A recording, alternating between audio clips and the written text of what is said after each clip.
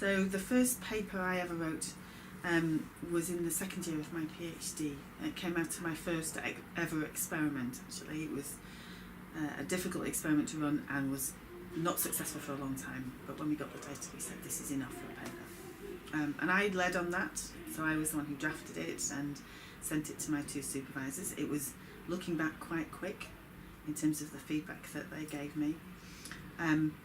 But what I remember most about it was that while it wasn't a huge struggle to write, it did feel difficult and we had to get a lot of feedback and discussions.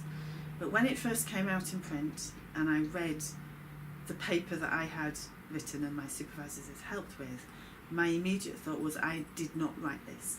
I felt as though it had been rewritten in between me writing it and then it being printed, because it did not read anywhere near as poorly as I thought it was going to.